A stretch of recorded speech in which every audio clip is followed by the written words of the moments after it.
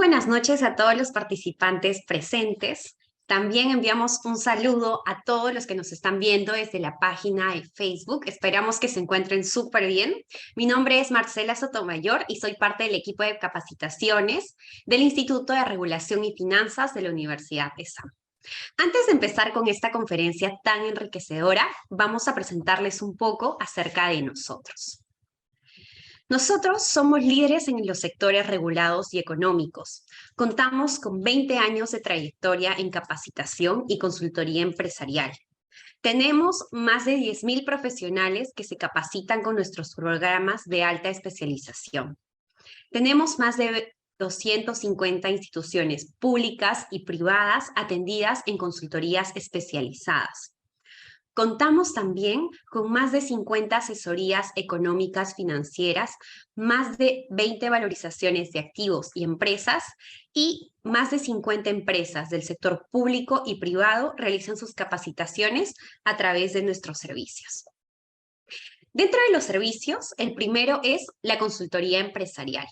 Brindamos soporte en el desarrollo y fortalecimiento de las instituciones públicas y privadas a nivel nacional e internacional a través de asesorías altamente especializadas en temas económicos, financieros, regulatorios y legales, en temas de APPs y proyectos en activos, consultoría de negocios, regulación y asesoría legal. También tenemos capacitaciones especializadas, que lo brindamos a los diferentes sectores regulados y económicos con un enfoque en el sector público, a ejecutivos profesionales y del mismo modo ofrecemos programas educativos a la medida para empresas del sector privado e instituciones públicas, ya sea en temas de agua y saneamiento, hidrocarburo y gas, tema de telecomunicaciones y otros que ustedes pueden ver en la pantalla. Bueno, para que ustedes puedan enterarse más acerca de todo el conocimiento que podemos compartirles, tenemos nuestras redes sociales, estamos presentes en Facebook, en Instagram, en LinkedIn y también contamos con nuestro e-commerce, que es web de lo que ven ustedes ahorita en pantalla. Y bueno, ahora para poder dar paso al día de hoy, voy a compartir con ustedes y voy a presentar la conferencia especializada que se titula Fundamentos para la gestión del riesgo de liquidez, a cargo de nuestro ponente, profesor Alcides Rivera.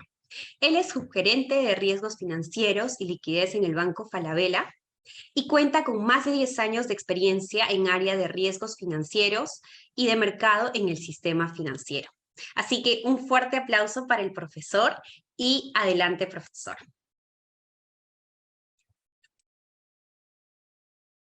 Gracias, Marcela, por la presentación. Bienvenidos a todos a la conferencia de hoy.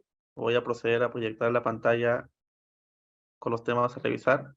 Primero quisiera agradecer a Frida ESAM por la invitación a compartir estos temas tan relevantes para el profesional de hoy. Y el tema que vamos a tratar hoy básicamente va a ser los fundamentos para la gestión de riesgo de liquidez, ¿correcto?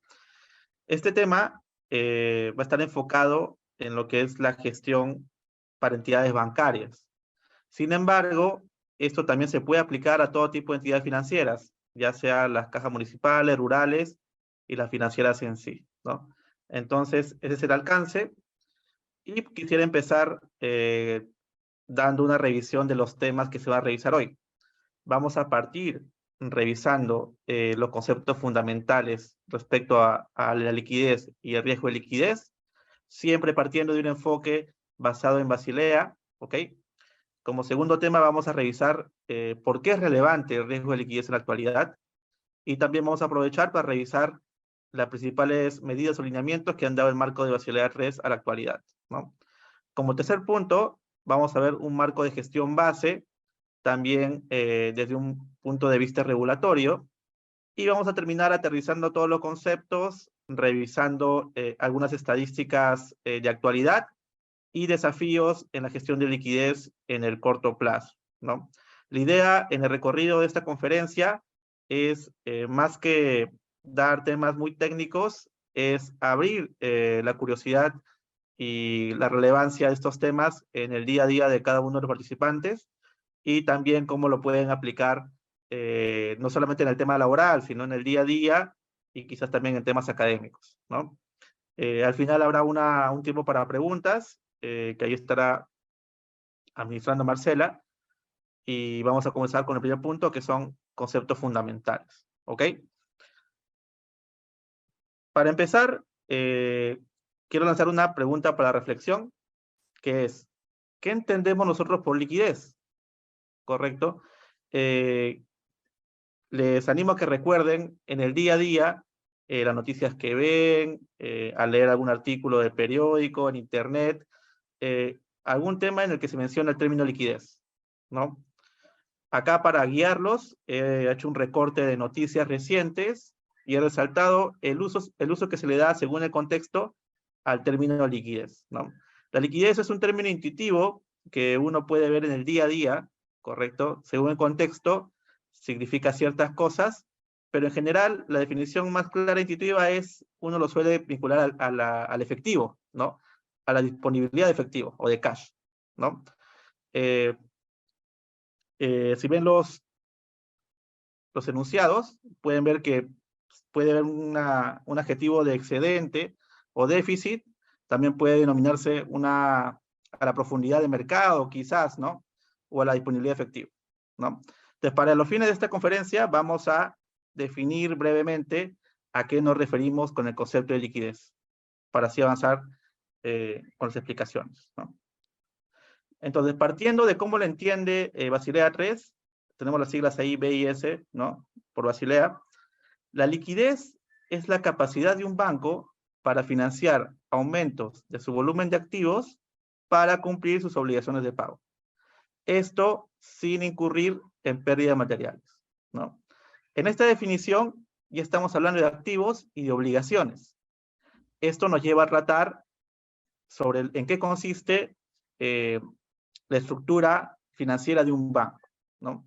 Para eso nos vamos a apoyar en el gráfico que está más abajo. Tenemos ahí un banco y su estructura más básica o más estándar, ¿no? De un banco tradicional.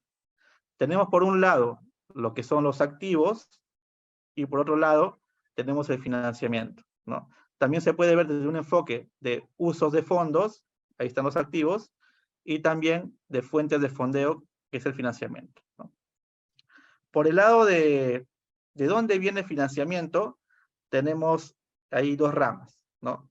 El financiamiento que viene por capital o por los accionistas y el negocio en sí, y tenemos la fuente de fondos que viene de la deuda o de los acreedores, ¿no? Voy a activar aquí el puntero para guiarnos mejor. Por el lado de capital, tenemos obviamente lo más directo, que son los aportes, ¿no? Es el efectivo que el accionista da o aporta para financiar el negocio bancario, ¿no? Y tenemos otra fuente que son las utilidades retenidas, ¿no? Los bancos, en la medida que van ejerciendo su negocio, al cierre de cada año, van a ir generando ganancias, ¿no? Si es que va bien en el negocio. Esas ganancias van a permitir financiar aún más el crecimiento del negocio y de las colocaciones, ¿no? Ese por la parte de capital. Por la parte de deuda, tenemos, por ejemplo, la deuda corriente, ¿no? ¿A qué me refiero con deuda corriente? Básicamente deuda de corto plazo, ¿no? Ahí están los pagarés, los adeudados y instrumentos similares, ¿no? Luego tenemos quizás la parte más importante de los pasivos o la deuda, que son los depósitos de clientes, ¿no? Aquí, en general, estaremos la mayoría de nosotros, ¿no? ¿Quién no tiene un producto de ahorros, un producto de cuenta sueldo, su cuenta de compensación por tiempo de servicio, su CTS, ¿no? O quizás, para los que tengan un excedente de liquidez, también tengan depósitos a plazo, ¿no? Todo ese tipo de productos que vienen de clientes minoristas está en esta parte, ¿no? Depósitos, ¿no? Y acá un punto a resaltar es la existencia de un mecanismo que salvaguarda o da estabilidad al sistema financiero, que es el Fondo Seguro de Depósitos, ¿no? O por sus siglas FSD, ¿no? FSD.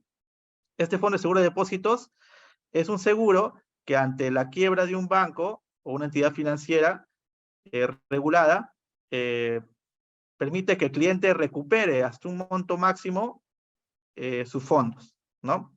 Este monto en la actualidad está aproximadamente en 125.000 soles, ¿no? Si un cliente tiene en un banco un monto menor a ese nivel que acabo de comentar, pues este seguro se activa y se le devolverá el dinero hasta lo que alcance, ¿no? Entonces, y eso es importante para la estabilidad del sistema financiero, ¿no? Una tercera fuente de financiamiento son las emisiones, ¿no? Acá las emisiones pueden ser de distinto tipo y plazo, ¿no? Quizás las más recurrentes o conocidas son los certificados de depósito, que son instrumentos que suelen tener una duración corta, de 1 o 2 años, ¿no? O también pueden ser los bonos corporativos, ¿no? Que son bonos o instrumentos de renta fija de 2 años o más, ¿no? Ese por la parte de financiamiento, ¿no? Es cómo se financia un banco. Por la parte de los activos o uso del fondeo, tenemos como la parte quizá más importante y la que genera más rentabilidad al negocio bancario, están los créditos, ¿correcto? Y acá hay diversos tipos, ¿no? Hay créditos corporativos en empresas, hay créditos para microfinanzas, ¿no? Hay créditos de consumo, están la tarjeta de crédito también incluidas, o también los créditos hipotecarios, ¿no? Todos los tipos de créditos son parte, o la parte más importante del uso de fondos de un banco, ¿correcto? Y es el motor que va a generar la rentabilidad de un banco. Luego tenemos una segunda línea de usos, que son las inversiones financieras, ¿no? Los bancos, por lo general, y por aquí temas normativos, no prestan todos los fondos que tienen a disposición, ¿correcto? Hay un excedente o un nivel mínimo de caja que tienen ahí los bancos y la tesorería tiene que encargarse de rentabilizarlo, ¿no? O también constituir un colchón de activos líquidos para cubrirse de riesgo de liquidez, que eso lo vamos a ver más adelante, ¿no? Entonces, en inversiones está todo aquel uso que hace la tesorería de los excedentes de liquidez del banco, ¿no? Acá puede, por ejemplo, una tesorería puede hacer depósitos a plazo, puede también invertir en instrumentos de renta fija de distinto riesgo, ¿no? Por lo general, riesgo soberano, ¿no? Puede invertir en bonos soberanos o también en instrumentos que emita el Banco Central, ¿no? Son las inversiones, digamos, más recurrentes en las cuales participa un banco. Y finalmente, tenemos quizás lo más obvio, que es el efectivo, ¿no? El efectivo en sus distintas formas, ¿no? El efectivo puede estar en bóvedas, puede estar en el Banco Central o en un depósito, ¿no? Entonces, es la parte más, digamos, líquida en la parte de activos, ¿no? Ahora vamos a ver en qué consiste el riesgo de liquidez, ¿no? El riesgo de liquidez es uno de los riesgos más fundamentales que asume un banco, ¿no? Entonces, nuevamente, visto de la perspectiva de Basilea III, el rol de los bancos en el proceso de transformación de vencimientos, captando depósitos a corto plazo y concediendo créditos a largo plazo, les hace vulnerables al riesgo de liquidez, ¿no? Es un riesgo inherente al negocio bancario, ¿no? Lo que van a buscar los bancos es generar un spread bancario, o un margen de intereses también llamado spread bancario, ¿no? ¿En qué consiste esto? Básicamente los bancos van a querer tomar fondos a el costo más bajo, al costo financiero más bajo, y querer prestarlos a la tasa de interés más alta, ¿no? ¿Y cómo se logra eso?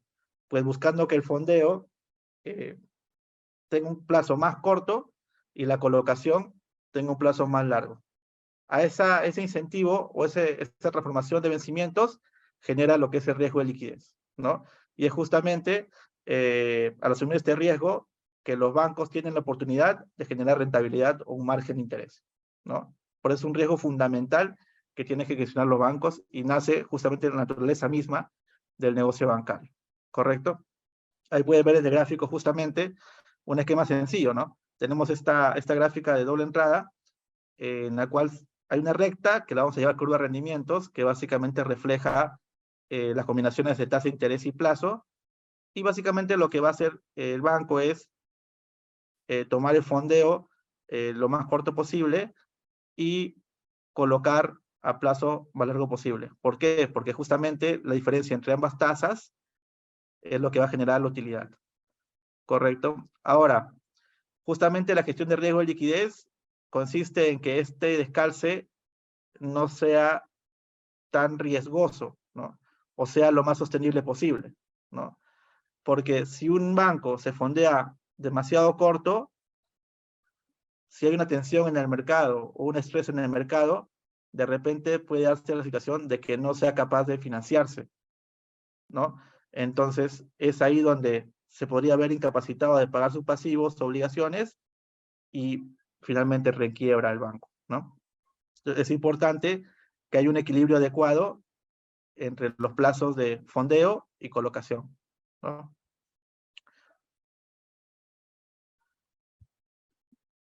Ya entrando a la formalidad, el riesgo de liquidez desde Basilea puede verse desde dos puntos de vista, ¿no?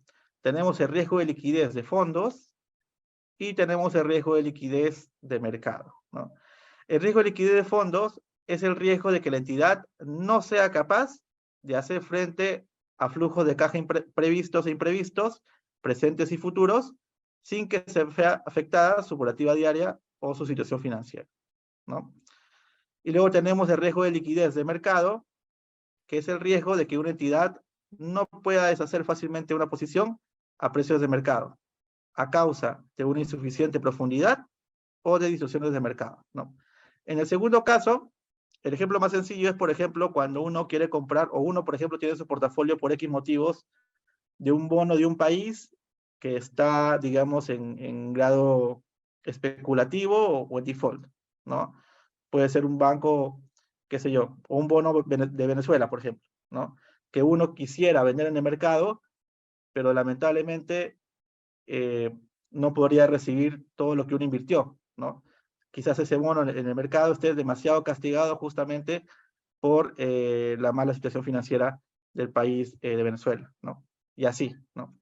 Entonces, el riesgo de liquidez de mercado está más orientado a instrumentos financieros que no se pueden vender o convertir en cash rápidamente y sin un castigo material, ¿no? Y el riesgo de liquidez de fondos tiene que ver más con lo anterior que acabamos de comentar, ¿no? Tiene que ver con el descalce de vencimientos, ¿no? Esa capacidad que el banco tiene para cumplir sus obligaciones en tiempo y forma ya a distintos plazos, ¿correcto? Ambas definiciones son las que vienen de el marco de Basilea III. Ahora, ¿cómo nace la relevancia actual del riesgo de liquidez? Como sabrán, hay un marco muy importante de gestión de riesgos que es el de Basilea III, que ha ido evolucionando en el tiempo, ¿no? ¿Y cómo ha evolucionado? Con la crisis, ¿no? Cada vez que había una crisis financiera, Basilea daba alineamientos para cubrir ese riesgo, ¿no? O mejorar la gestión de ese riesgo, ¿no?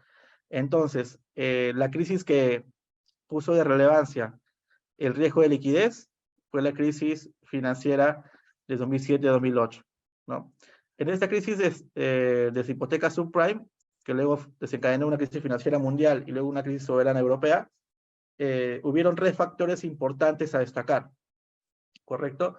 La primera es que se dieron cuenta que los bancos dependían demasiado del fondeo de corto plazo, ¿no?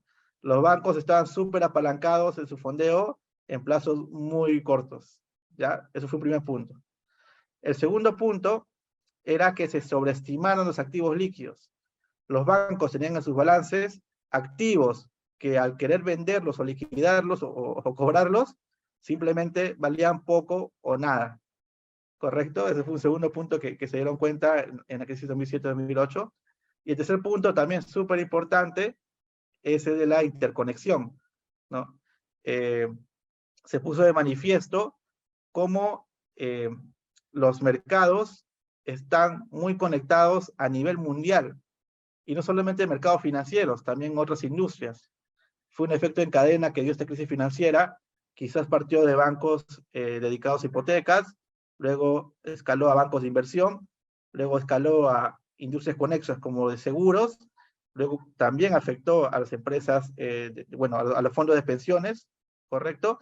Y también afectó a gobiernos. Entonces, la interconexión fue súper importante en la transmisión o el efecto contagio de esta crisis. Es una tercera característica que se puso en relevancia en el 2007-2008, ¿no? Ahí he puesto como referencia los casos más emblemáticos de quiebras en ese entonces. Tenemos a colapso de Lehman Brothers y a colapso de Northern Rock, que era un banco británico que quebró por una corrida bancaria, ¿no? ¿Qué es una corrida bancaria? Es este efecto de pánico justificado, ¿no? En el cual todos los depositantes van a un banco para retirar sus fondos, ¿no? Entonces, este retiro masivo de fondos lleva a que el banco quiebre, ¿ya? Entonces, fue un ejemplo relevante respecto al riesgo de liquidez, ¿no? Entonces, frente a esto, ¿qué hace Basilea? Apenas se da la crisis, el Comité de Basilea se pone a trabajar en lineamientos para las mejores prácticas en la gestión de riesgo de liquidez. Entre 2008 y 2014, emite una serie de documentos que dan principios y mejores prácticas para la gestión de riesgo de liquidez, algunas herramientas para monitorearlas, el stress testing, riesgo de liquidez intradía, y dos métricas súper importantes que son el RCL y el NSFR, que ahora vamos a comentar, ¿no? Entonces, hubo una buena parte de los años en los cuales este marco se perfeccionó, ¿no? Hubo mucha interacción de marco de Basilea con también el sector privado y bancario para ver cómo iba a ser la versión definitiva, y finalmente esta salió en el año 2019, ¿no? Salió la versión definitiva de Basilea 3, que no solamente abarcó la parte de liquidez, también tocó otros temas de mejora, como la parte de capital, riesgo crediticio y otros riesgos, ¿ya? Pero en lo que corresponde al riesgo de liquidez, siguieron las versiones definitivas de dos métricas fundamentales para este riesgo, ¿no?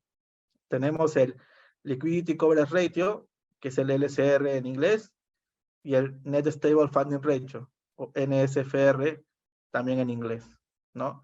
Entonces, estas son las dos métricas fundamentales para la adecuada control o monitoreo del riesgo de liquidez, ¿no? Ahora, ¿en qué consisten estas métricas? Vamos a ver. El ratio de cobertura de liquidez es una métrica de liquidez, digamos, de corto plazo, ¿no? Lo que busca es asegurar que las entidades posean un adecuado nivel de activos líquidos para cubrir su necesidad de liquidez en un horizonte de 30 días, ¿no? Todo esto bajo un escenario de estrés. ¿Listo? Ahí tenemos la fórmula referencial. Es un poco más complejo que esto, pero es para que tengan una idea. El LCR resulta en la división de lo que se llama activos líquidos de alta calidad y se divide sobre la salida neta de efectivo en los próximos 30 días, obviamente en un contexto de estrés. Ya, esta relación o este ratio tiene que ser siempre mayor o igual a 100%. ¿Qué significa que sea mayor o igual a 100%? Que los activos líquidos de alta calidad siempre tienen que ser mayores que las salidas netas de efectivo en los próximos 30 días, ¿no? Esta es una métrica de liquidez que yo le llamo de corto plazo, ¿no? O también le llamo también táctica, ¿ok? Porque es una métrica que es sencilla de gestionar en el corto plazo por tesorería, ¿no? Tesorería puede tomar medidas que puedan llevar a mejorar el SR cuando está de caída, ¿no? Si el SR se está tensionando, está cayendo, pues tesorería, con sus herramientas que tiene a mano, podría llegar en el corto plazo a mejorarlo, ¿no? Por eso yo le digo que es táctica, ¿no? Luego tenemos el ratio de fondeo neto estable, o NSFR. Esta es una métrica que yo le llamo de liquidez estructural, ¿ya? Es una métrica que cuida que hay un equilibrio entre los usos de fondos y las fuentes de fondeo, ¿ok?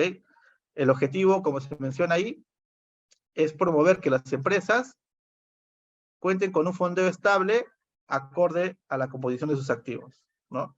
Tiene un foco en el mediano o largo plazo, ¿ok? Este ratio, ¿cómo se calcula? También de forma referencial, porque es un poquito más complejo el cálculo. Tenemos que es la división de la financiación estable disponible, llámese la fuente de fondos, ¿no? Dividido entre la financiación estable requerida, llámese usos de fondos, ¿no? Esta relación tiene que ser siempre mayor a 100%, ¿no? Entonces, si la métrica de arriba era de corto plazo y táctica, esta métrica de abajo, que es el NSFR, al tener un view más de mediano plazo, quizás las medidas para mejorar esta métrica sean un poquito más complicadas de verse de forma rápida, ¿no? Entonces aquí es muy importante que el área, que a veces se llama de ALM, vea esa métrica en proyección, ¿no? Para poder anticipar alguna medida y lleve a que siempre cumpla el 100%, ¿no?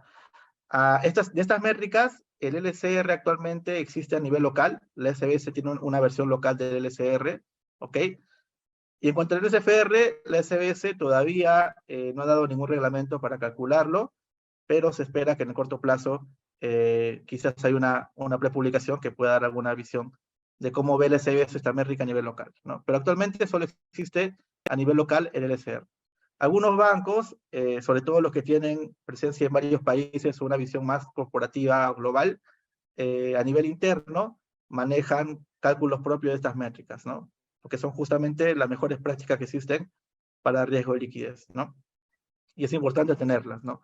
Si alguno de ustedes trabaja en una entidad financiera y no tiene estas métricas, los animo a dar el esfuerzo para leer los papers de Basilea e implementarlos en sus empresas, ¿no? Van a ver que van a aportar mucho valor para la gestión de riesgo de liquidez. ¿Listo? Entonces, esa es la parte en la que vimos la relevancia de riesgo de liquidez. Ahora vamos a ver un marco de gestión, en realidad, sencillo, básico, que se basa también sobre las pautas normativas locales y las recomendaciones del SBS. ¿Correcto? A nivel local existe la resolución SBS 975-2012, que es el reglamento para la gestión de riesgo de liquidez, ¿no? En este reglamento, la SBS da la serie de pautas, mejores prácticas y lineamientos para que las entidades financieras locales tengan un adecuado marco de control de riesgo de liquidez, ¿no? En este reglamento también pide un conjunto de indicadores o métricas que son de relevancia para el regulador y entre ellas está, como ya comentaba, el SR, ¿no? El ratio de cobertura de liquidez, ¿no? ¿Listo? Ahora, ¿qué es lo más importante aquí? La empresa debe tener un proceso robusto para identificar, medir, monitorear y controlar el riesgo de liquidez, ¿no? Se debe asegurar que la empresa cuente con suficientes recursos, incluyendo un colchón de activo líquido disponible de alta calidad para enfrentar un conjunto de eventos inesperados, tanto en condiciones de normalidad como en condiciones de estrés o tensión, ¿no? Esto es súper importante. En la parte derecha está el esquema básico que toma algo del enfoque RM, que es la gestión de riesgo de liquidez, tiene que tener como mínimo estos componentes que ven en la pantalla, ¿no? Tiene que tener un adecuado ambiente interno, establecimiento de objetivos, un proceso de identificación, evaluación y medición de riesgo de liquidez, el tratamiento de riesgo de liquidez, ¿no? Control y obviamente, para terminar, la información y debida comunicación en todas las instancias de gestión. ¿Correcto? Vamos a ver un poco más a detalle a qué nos referimos con algunos de estos conceptos, ¿ya? Por la parte de ambiente interno y establecimiento de objetivos, tenemos acá 3 grandes bloques que nunca deben faltar en el marco de gestión de riesgos. Tenemos como primer bloque lo que corresponde al apetito y tolerancia de riesgo de liquidez, ¿no? Estos apetitos y tolerancias van a depender del tamaño y complejidad de las operaciones de la empresa, ¿no? No es lo mismo una empresa que es líder de mercado que una empresa seguidora, ¿no? O con poca cuota de mercado, ¿no?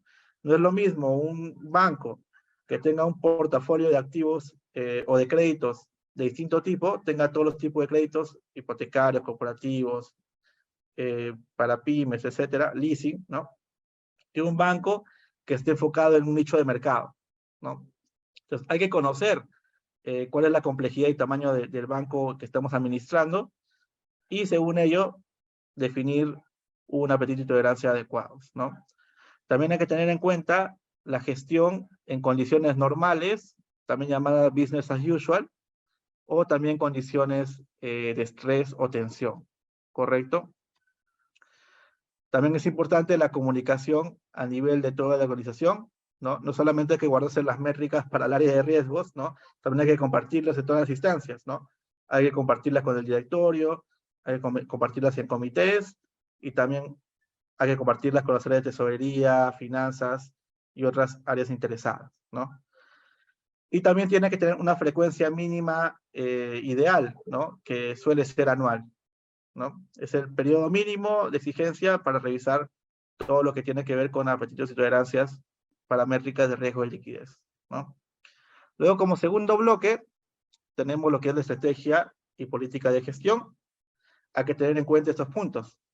La composición de activos, pasivos y contingentes, la diversificación de fuentes de financiamiento, las pruebas de estrés y planes de contingencia, que son herramientas fundamentales para la gestión de liquidez, algo vamos a hablar más adelante, y procedimientos para excepciones y exceso de límites, ¿no?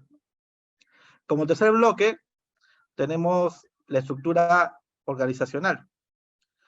Es importante que la unidad de riesgo sea independiente respecto a las unidades de negocio, ¿no? Porque si esto no se cumple, pueden haber conflictos de interés, ¿ya?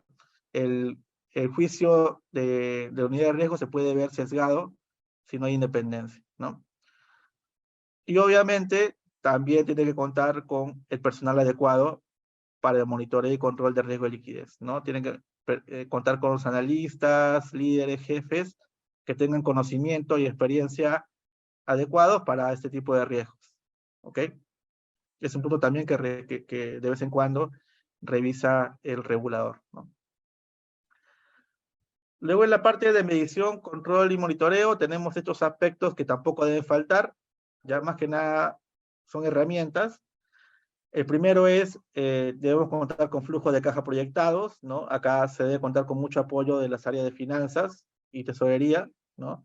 Hay que saber con qué liquidez contamos a distintos plazos en el tiempo, ¿no? Y los usos y fondos de la liquidez, ¿no? Un segundo punto a considerar es análisis de brecha de liquidez, ¿no? Justamente hay que ver si tenemos superávit o déficit de liquidez en distintos horizontes temporales, ¿correcto? Luego tenemos lo que son los límites y las alertas tempranas. Básicamente, esto nos dice hasta cuánto riesgo de liquidez puede asumir el área de tesorería o de ALM, ¿no?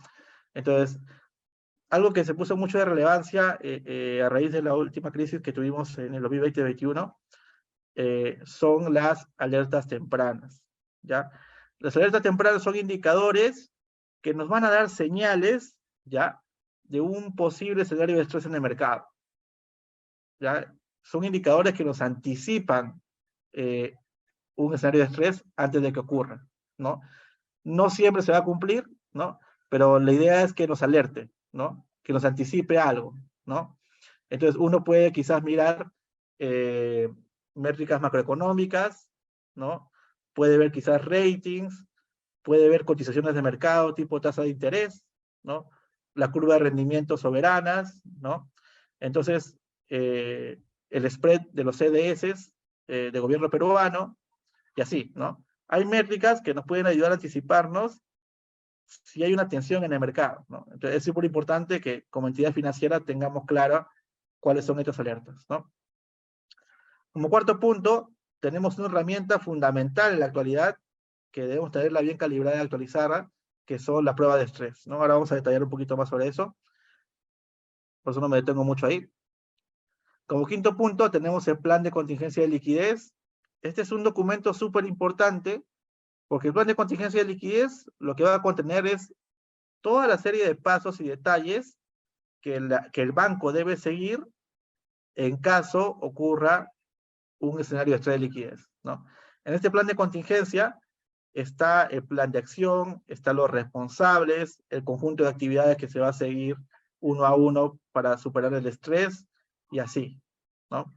Entonces es un documento fundamental para la gestión de riesgo de liquidez y tiene que estar debidamente revisado y actualizado, ¿no?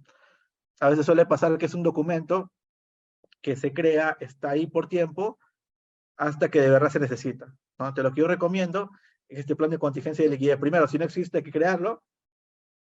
Y segundo, hay que actualizarlo con cierta frecuencia. Por lo general, la frecuencia es anual, ¿ya?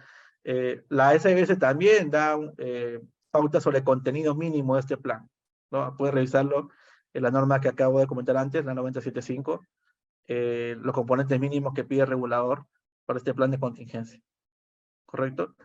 Y por último, y no menos importante, están los sistemas de información, ¿no? Es importante que los bancos también, acorde a la complejidad y tamaño de su negocio o sus operaciones, cuenten con sistemas de información que los ayude a la gestión de riesgo, ¿no? Hay un conjunto de proveedores de estos tipos de sistemas. Algunos bancos también desarrollan sus propios sistemas a la interna, ¿no? Tenemos ahí, por ejemplo, Bloomberg, que da ciertos servicios de este tipo. Qué sé yo, hay un programa que se llama Reader Live, Murex. Hay un conjunto de plataformas o instrumentos, perdón, o sistemas que ayudan a dar soluciones a cada una de las fases de la parte de la gestión de liquidez, ¿no? Entonces, es importante que estos sistemas estén acorde al tamaño y complejidad de cada banco, ¿no? No es lo mismo, como le decía, un banco que es el número 1 del mercado, que un banco que de repente es nuevo o es de tamaño mediano, ¿no? Entonces, hay que dar el nivel que corresponde según el tamaño del negocio, ¿no? Ahora quisiera hacer énfasis en lo que son las pruebas de estrés, ¿ya? Las pruebas de estrés permiten cuantificar la necesidad de liquidez y los recursos disponibles bajo diversos escenarios de tensión, ¿no? Entonces, esta es una herramienta muy importante para la gestión de riesgo de liquidez porque permite anticiparnos, ¿no? De ocurrir un escenario de estrés, el banco, ¿qué tan preparado está para cubrir esos fondos, ¿no? Entonces, acá tiene 3 componentes importantes, ¿no? Lo que son la medición de los activos líquidos disponibles. Les pongo un ejemplo. Un banco puede tener quizás su liquidez invertida en instrumentos soberanos, por así decirlo, ¿no? Pero uno tiene que simular qué pasaría si el Estado peruano pierde su rating o empeora su rating. Entonces, todos los instrumentos financieros emitidos por el gobierno soberano van a perder valor. Entonces, el escenario de estrés tiene que recoger ese castigo, ¿no? También se le llama haircut, ¿no? Los activos líquidos disponibles tienen que ser aquellos de lo que yo pueda disponer cuando ocurra un escenario de estrés, ¿no? Otro componente importante para el escenario de estrés es el retraso de flujos entrantes, ¿no? Quizás el flujo entrante más importante sea el que los bancos reciben por los créditos, ¿no? Cuando un banco otorga un crédito, hay una promesa de pago del cliente, ¿no? El cliente se compromete a pagar sus cuotas acorde a un cronograma predefinido, ¿no? Entonces, para un buen escenario de estrés o prueba de estrés, lo que tenemos que hacer es asumir qué pasa si ocurren 2 cosas, ¿no? O bien el cliente me deja de pagar sus cuotas, o si el cliente simplemente está en problema de pago y refinancia esos pagos hacia el futuro, ¿no? Con unos programas, ¿no? Entonces, es importante tener supuestos para reflejar el retraso de flujos entrantes, ¿no? Y como tercer punto fundamental para lo que son las pruebas de estrés es el adelanto de flujos salientes, ¿no? Y les pongo un ejemplo. Por lo general, una buena parte del financiamiento de los bancos viene de los ahorros, de las cuentas sueldo de las personas, ¿no? Por lo general, uno tiene su cuenta en algún banco donde le deposita su sueldo, ¿no? Entonces, un banco X, ¿no? Un banco X, por X motivo sale una noticia mala en la televisión o en redes, ¿no? Que el banco X esté en problemas, ¿ya? ¿Qué pasa? Una parte de la población, de repente la que no sabe que existe el Fondo de Seguro de Depósitos, ¿no? Que puede ser mayor o menor, se asusta, ¿no? Con un rumor de que está mal el banco X, e inmediatamente va a la agencia más cercana y retira su dinero, ¿no? Entonces, lo que tenía ahí ahorrado en su cuenta sueldo, va a querer llevárselo inmediatamente. Entonces, ese es un escenario de adelanto de flujos salientes, ¿no?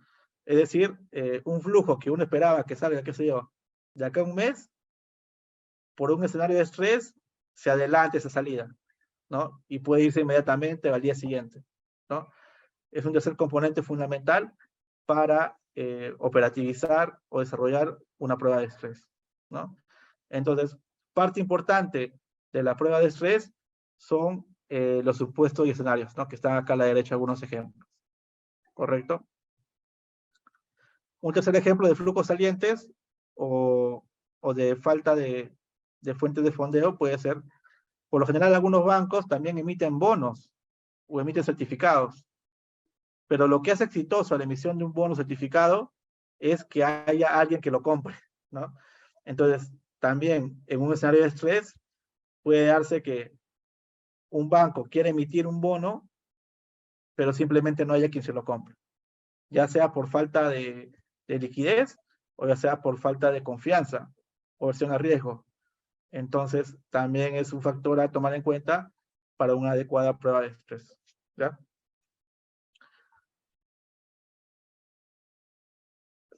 Tipo de escenario de estrés.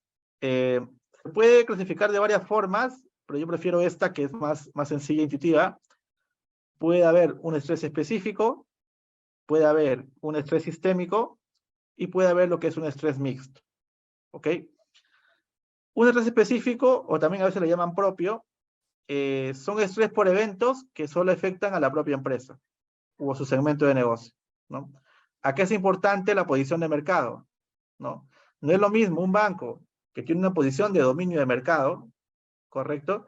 Que un banco que recién entrado al mercado o un banco que tiene tamaño mediano pequeño, ¿no? No es lo mismo. Por lo general, un estrés específico será mucho más duro con una empresa nueva o pequeña, ¿no? Y de repente no tan ácido con una empresa más grande o dominante, ¿correcto? Luego tenemos lo que es el estrés sistémico, ¿ya? O también puede ser un estrés de mercado. Es estrés por eventos que afectan al sistema o al mercado en general, ¿no? Y acá cobran relevancia factores ya de tipo macroeconómico, sociopolíticos, como lo que estamos viendo actualmente, entre otros, ¿correcto? Y finalmente tenemos un estrés mixto, o también a veces le llamaban worst case, ¿no? Que básicamente es el peor escenario, ¿no? Recoge lo peor del estrés específico y el estrés sistémico, ¿no? Es lo peor de lo peor, ¿no? Se asume que ambos escenarios, tanto el específico como sistémico, ocurren a la vez, ¿ya? Otra herramienta fundamental para la gestión de riesgo de liquidez es los escenarios macroeconómicos, ¿ok? Usualmente en los bancos, quizás de mayor tamaño, tienen un área especializada de estudios económicos que les permite tener escenarios macroeconómicos de diverso tipo, ¿no? Para bancos no tan grandes o que no tengan este tipo de áreas, uno puede apoyarse en research o estudios de consultoras o agentes especializados, ¿no? O referentes de mercado, ¿no? Entonces, sea cual fuera la postura, esto tiene que existir, ¿no? Sí o sí, como una herramienta para definir los estrés de liquidez, ¿no? Y por lo general se manejan tres escenarios, ¿no? Tenemos un escenario base que suele ser el que se usa para presupuesto, ¿no? O business as usual. Tenemos un escenario de estrés, correcto, y un estrés severo, ¿no? Luego, en la parte de las filas, uno tiene que considerar las variables macro más importantes para el banco, ¿no? Algunas variables macro serán más importantes para un banco de cierto nicho de mercado o para bancos de tamaño grande, ¿no? Entonces, algo súper importante para este tipo de escenarios cuando se construyen es que tiene que haber consistencia entre los escenarios, ¿no? Es decir, el escenario de estrés severo tiene que ser más ácido que el de estrés y el escenario de estrés tiene que ser más ácido que el escenario base, ¿no? Y acá un pequeño ejemplo, ¿no? Por ejemplo, esta tabla la he sacado de un boletín del SBS, ¿correcto? Por ejemplo, tenemos el PBI doméstico, ¿no? La tasa de crecimiento del PBI. Podemos ver que, por ejemplo, para un escenario base, se asume un 3.2% de crecimiento en el año 23 Y en el estrés debe esperarse que sea algo peor. En este caso vemos que en estrés el PBI del año 23 solamente crecería en 0.8%, ¿no? Se dan cuenta que es consistente entre ambos escenarios, ¿no? Uno es peor que el otro. Y el estrés severo se nota aún más, ¿no? Podemos ver que el año 23 se esperaría un crecimiento negativo del PBI en 0.5%. ¿De acuerdo? Pueden ver que hay consistencia entre escenarios. ¿Ya? Ahora, con toda esta previa, ha habido muchos conceptos, muchas herramientas que les recomiendo tratar de aplicarlas en su trabajo. Vamos yendo a la parte de cómo es el contexto actual y qué desafío nos espera para la gestión de riesgo de liquidez. ¿Correcto? Quisiera partir mostrando este esquema, ¿ya? He tomado del marco macroeconómico multianual del Ministerio de Economía y Finanzas. Es un documento que les recomiendo revisar, que sale publicado todos los años. ¿Listo? Entonces, acá me parece que resume de buena manera los efectos económicos que tuvo la crisis por el COVID-19 en la economía peruana. ¿Ya? Puedo ver que hubieron shocks de demanda, shocks de oferta y shocks en los mercados financieros, ¿no? Tenemos en la parte media los canales de transmisión y finalmente los sectores afectados, ¿no? Entonces, yo creo que más que saber los efectos, creo que todos hemos vivido en carne propia cómo ha impactado, ¿no? Tanto en la economía familiar como a nivel también laboral, de trabajo, de negocios y también a nivel macroeconómico y en la gestión del Estado también, ¿no? Entonces, ha habido sectores que se vieron muy afectados y obviamente el gobierno tuvo que tomar medidas para contrarrestar los impactos negativos de la crisis del COVID, ¿no? ¿Qué medidas? Acá he tratado de sumarizarlas. En la parte derecha tenemos los componentes más importantes de lo que es el PBI, ¿no? Tenemos el consumo privado, la inversión privada y el gasto público, ¿no? C y G, ¿no? Para los que estudian economía, recordarán que estos son los factores también en lo que se puede influir en el producto agregado, ¿no? O en el PBI, ¿no? Por el lado del consumo privado, tenemos dos bloques de medidas, ¿no? Las transferencias corrientes, básicamente el gobierno lo que hizo fue dar un conjunto, un flujo importante de bonos y subsidios a las familias, ¿ya? Por el lado de medidas de liquidez de las familias, también hubo una liberación importante de fondos, que luego ha traído consecuencias actuales que vamos a ver más adelante. Tuvimos retiros importantes de FPs, de los fondos de pensiones, y también tuvimos liberación de lo que es la compensación por tiempo de servicios, ¿no? Estas medidas llevaron un impulso único en el consumo privado, ¿no? Luego, por la parte de inversión privada, tenemos medidas de liquidez para las empresas principalmente, ¿correcto? Acá destacan el programa Reactiva Perú para dar soporte con garantías estatales a que no se quiebre la cadena de pagos, ¿no? Y FAEMIPE, ¿no? Y por el lado de gasto público, tenemos, bueno, acá destaco básicamente un programa que se dio en ese entonces que era Arranca Perú, que era básicamente de trabajo temporal, ¿no? ¿Listo? Entonces, esas fueron las medidas más importantes para contener el impacto negativo del COVID, pero esto sirvió en un momento y ahora se está viendo que esas medidas ya están perdiendo fuerza y traen efectos quizás negativos hacia adelante, ¿no? Y quisiera ver algunas estadísticas para que vean cómo estaba afectando esto específicamente a las entidades bancarias, ¿ya? En la parte izquierda tenemos el gráfico de lo que es el ratio de liquidez, ¿ya? Este ratio de liquidez básicamente se calcula como la división entre activos líquidos está en el numerador y en el denominador están los pasivos de corto plazo o pasivos corrientes, ¿ya? Es un ratio de liquidez contable, por así decirlo, ¿no? Que en el pie de página está la definición, ¿no? Acá, este gráfico es del Banco Central, del reporte de estabilidad financiera del Banco Central, que también es un documento que lo recomiendo leer porque da buen insight de cómo se mueven los fundamentos del sistema financiero, ¿ya? Y acá lo que hacen es ese ratio de liquidez ajustarlo por la liquidez que va destinada a encaje, ¿ya? Pero intuitivamente, digamos que mide la liquidez de las entidades financieras, ¿no? Entonces, acá tenemos dos líneas. Tenemos la línea azul, que es el ratio de liquidez en moneda extranjera, que por esta vez no le vamos a prestar mucha atención, ¿ya? Porque si bien está un poco volátil, en promedio está al alza, ¿no?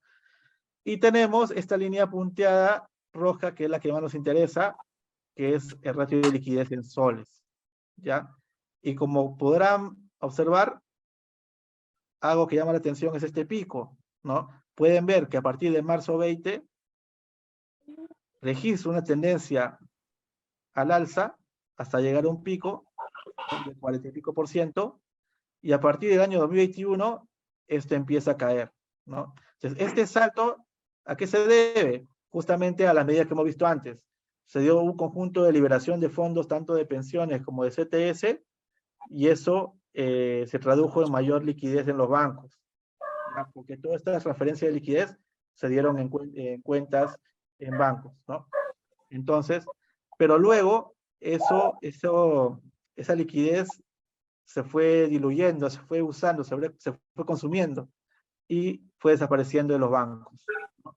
Y actualmente, si ven esta cifra que es a septiembre de 22, más o menos hemos vuelto a niveles prepandemia, pero lamentablemente ya sin esa liquidez, ¿no? Prepandemia quizás uno ya tenía a su mano su CTS acumulada, ¿no? Intangible, también su fondo de pensiones intacto, pero ahora en el 2022 o ya 2023, hemos vuelto los bancos han vuelto a niveles de liquidez similares de prepandemia, pero las familias se han quedado sin esos colchones de liquidez que antes existían, y eso trae efectos negativos que se van a patear más adelante quizás, no ahora, pero más adelante, ¿no?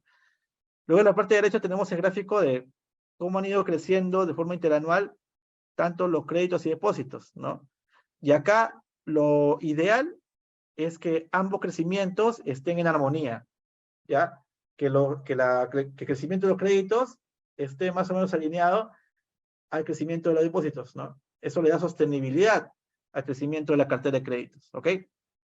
Pero sin embargo, miren la gráfica, ¿no? Pueden ver la línea azul, que es la tasa de crecimiento de los créditos, y la línea roja punteada, la tasa de crecimiento de los depósitos, ¿no? Entonces pueden ver cómo en ambos hubo un salto justamente en marzo 20, que es donde comienza la pandemia, ¿no? Y donde se dan las primeras medidas para contener los efectos negativos en el sistema financiero, ¿ya? Entonces, pueden ver que el salto en los depósitos es mucho más significativo que el de los créditos, ¿no? El de los créditos se dio básicamente por el programa Reactiva Perú, ¿no? Y el de los depósitos, como ya mencioné, por la liberación de los fondos de pensiones y la CTS, ¿no? Luego, en la medida que fue pasando el primer año del COVID, se revirtió esta tendencia, ¿no? Y en la actualidad, básicamente podemos ver lo siguiente. Más recientemente, la tasa de crecimiento de los créditos, digamos que es el doble de la tasa de crecimiento de los depósitos, ¿ya? Entonces, esta combinación es peligrosa, ¿no? Porque nos está diciendo que los créditos están creciendo más rápido que los depósitos, ¿correcto? Y la pregunta es, si los créditos están creciendo más rápido que los depósitos, ¿con qué se está financiando la diferencia? ¿No?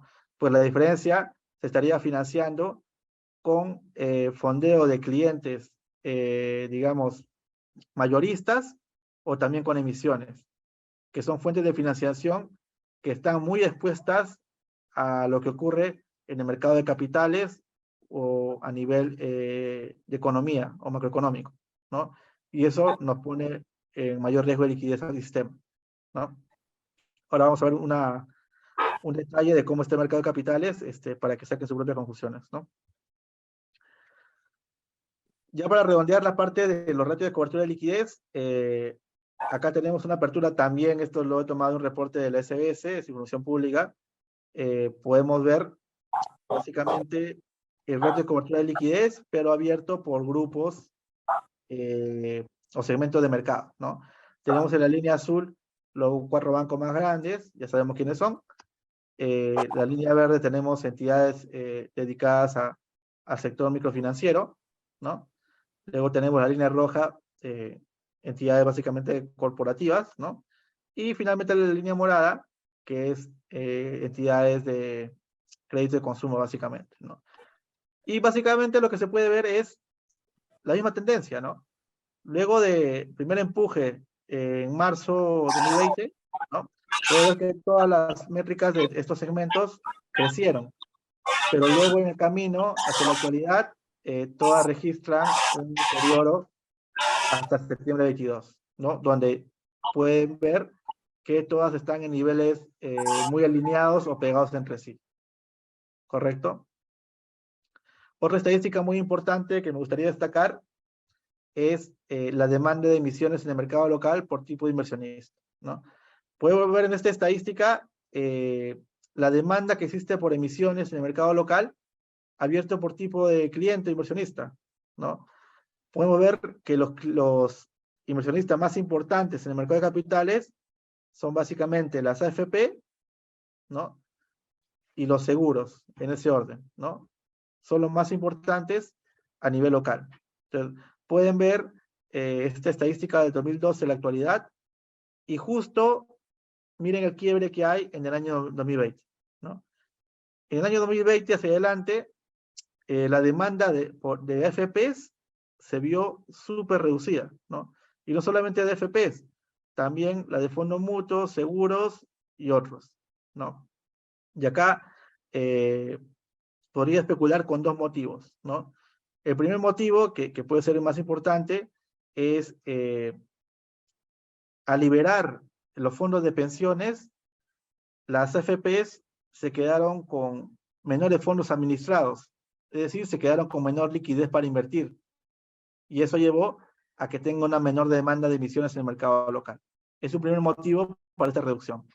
El segundo motivo que yo le asigno o atribuyo es aversión al riesgo, ¿no? Lo que se dio es que ante la coyuntura inestable e incertidumbre a nivel local, los inversionistas más grandes simplemente tuvieron una preferencia por activos menos riesgosos o por el efectivo, cash quizás, ¿no? Entonces vieron reducida su demanda por emisiones en el mercado local, ¿no? Y esto se mantiene más o menos hasta el año pasado, ¿no? Habría que ver las cifras de cómo se va desenvolviendo este año, pero por cómo van las cosas, quizás no podamos ser tan optimistas, ¿no? Entonces, ¿esto por qué es importante? Porque esto nos da señales de que si un banco en este minuto requiere liquidez y piensa hacer una emisión, tiene que evaluar bien si esa emisión va a tener demanda o no en el mercado, ¿no? Y si tiene demanda, tiene que ver el costo, ¿no? Porque puede emitir, pero de repente el costo financiero puede ser muy alto, ¿no? Entonces tiene que tener en cuenta eso. Ya para terminar, quisiera dejar algunas noticias recientes que he visto en diarios especializados y que nos pueden dar señales de qué es lo que les espera a los bancos o al sistema financiero en el futuro, qué desafíos pueden encontrar para la gestión de riesgo y liquidez, ¿no? Quisiera destacar brevemente algunas. Arriba, por ejemplo, tenemos, esta ya no es tan novedosa, pero igual quise refrescarla. Tenemos la liberación del CTS que sigue vigente hasta fin de este año, hasta el 31 de diciembre de 23, correcto. Luego una que es muy reciente, que es el nuevo retiro de FPs, ¿no? Que podrían hacerlo hasta abril. En este minuto esta norma o esta ley se está, digamos, reglamentando, me parece, por el Ministerio de Economía, y podría traer o haber un retiro masivo para los que cumplan con las condiciones que establecería el MEF, ¿no? Luego tenemos, por las condiciones actuales de protesta, todo lo que se está viendo en provincias, fuera de Lima y el mismo Lima también, todos los eventos que se han dado está llevando a que la tasa de morosidad se incremente, sobre todo en aquellas entidades que tienen sus créditos en las regiones, fuera de Lima o fuera de la capital, ¿no? A nivel mundial, no solamente Perú, tenemos lo que el Foro Económico Mundial llama policrisis, ¿no? Que básicamente consiste en esta inflación creciente en las economías, el incremento del costo de energía o el costo de vida también, y las guerras, sobre todo en Europa, ¿no?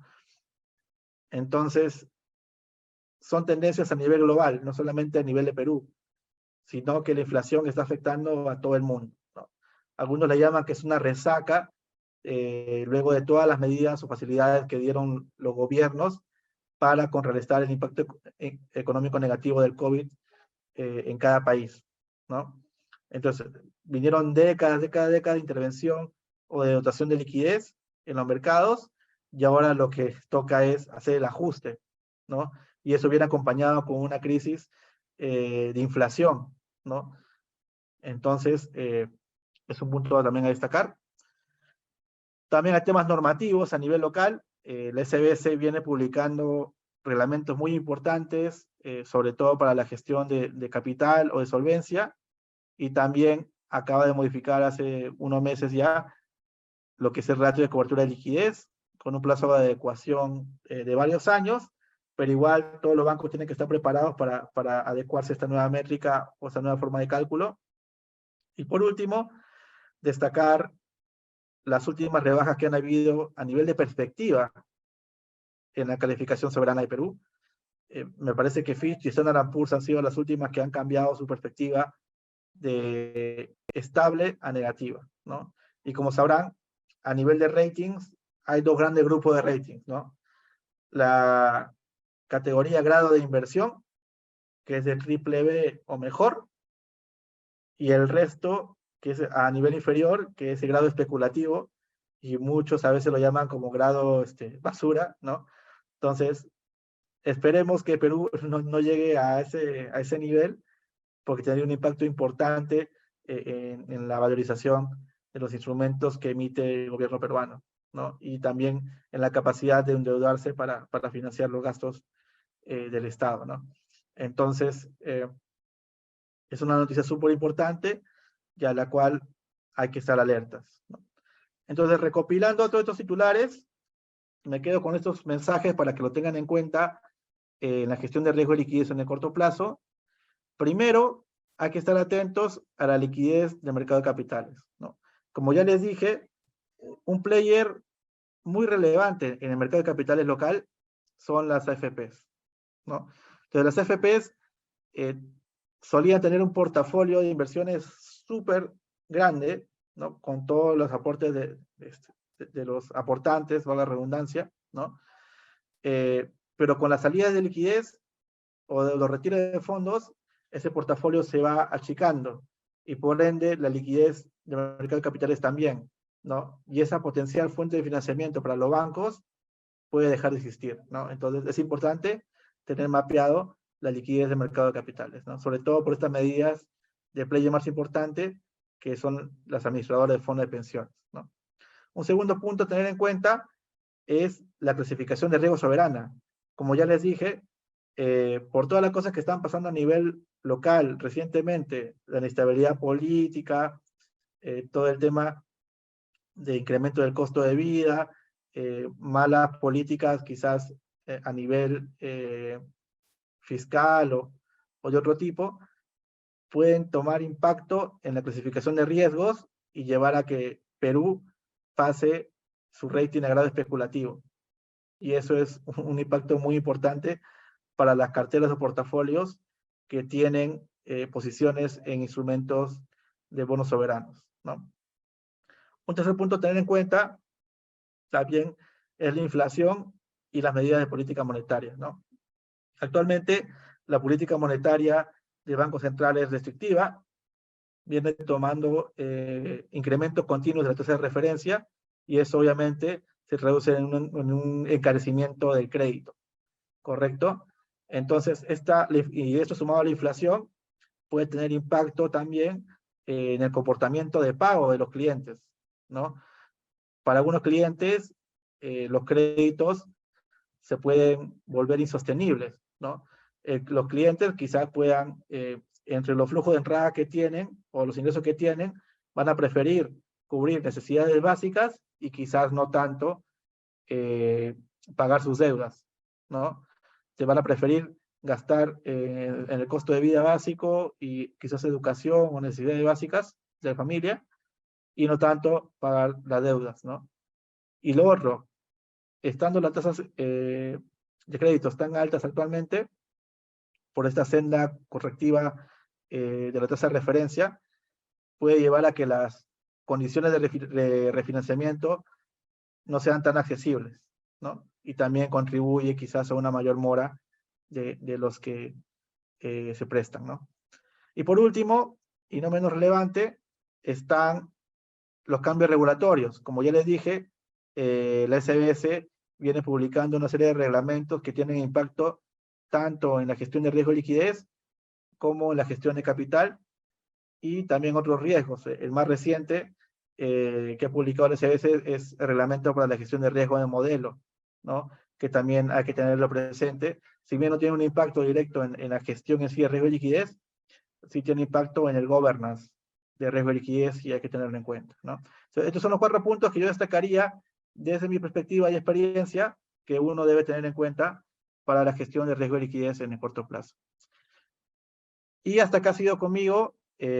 Ahora se abre la sección de preguntas. Ahí lo va a estar monitoreando Marcela. Y quedo atento si tienen ahí alguna consulta o recomendación o lo que quieran discutir. Muchas gracias. Muchísimas gracias por la presentación, profesor Alcides. Vamos a invitar a todos los participantes, tanto en Facebook como los que están en el Zoom, que puedan hacernos las preguntas. Y mientras nos van haciendo las preguntas, voy a permitirme proyectarles acerca del brochure del diploma que tenemos. ¿Sí? Perfecto. Bueno, vamos a aprovechar este espacio. A ver. ¿Me confirman si ven la pantalla completa? ¿Sí? Perfecto. Listo. Bueno, el diploma de especialización es Riesgos y Valorización de Activos Financieros. Esto está dirigido a profesionales de las áreas de finanzas y riesgos de las entidades financieras y no financieras que deseen una preparación técnica profunda en la gestión de riesgos financieros. El objetivo del diploma es poder brindar a los participantes el conocimiento de la gestión de riesgos financieros en el mercado financiero local e internacional. La duración es de 100 horas lectivas, 45 minutos cada una, y toda la modalidad es de transmisión en vivo a través de nuestra plataforma ProEducative. Como parte importante del diploma, a todos los participantes que cumplan satisfactoriamente con todos los requisitos del programa, recibirán el diploma de especialización en riesgos y valorización de activos financieros expedido por la Universidad ESAM en convenio con el Colegio de Economistas de Lima. Aquí pueden ver más acerca de la estructura curricular. De manera general, tenemos el tema de fundamentos de gestión del riesgo, análisis cuantitativo, instituciones financieras, mercado y compensación centralizada, mercados financieros y productos, valorización y modelos de riesgo, valorización de activos de renta fija y opciones, y la preparación para el examen. La plana docente que nos va a acompañar en este diploma está el profesor Jan Blas, el profesor y doctor Javier Rivas, el magíster Ángel Segovia, la magíster Janet Evangelista y quien nos acompañó el día de hoy con la presentación, magíster Alcedes Rivera. Así que esa es la presentación y los invitamos a que puedan estar al tanto de toda esta información. A todos los participantes de Facebook les agradecemos por estar y participar dentro de toda esta conferencia y los invitamos a enterarse más acerca de nuestros programas dentro de nuestras redes sociales y nuestra página de e-commerce. Muchas gracias. Y bueno, aprovechamos para poder ver ya dentro del Zoom si hay alguna duda o consulta. Los invitamos a que puedan levantar la mano o escribir su consulta por el chat. O tal vez todo quedó claro y la información estuvo súper completa, profesor, por lo que veo. Sí, bueno, no hay problema. Igual ahí queda la invitación para para el curso. Como ahí mencionó Marcela, yo estoy editando la parte de instrumentos financieros y valorización. Así que ahí tienen toda la información en el free y por mi lado, sería hasta una próxima oportunidad. Muchas gracias, profe, por el conocimiento compartido. Igual a todos les envío el link para que puedan registrar su asistencia y si desean alguna constancia de su participación hoy, puedan tenerla. Más bien, muchas gracias y esperamos vernos en el diploma. Gracias, profe. Gracias, buenas noches.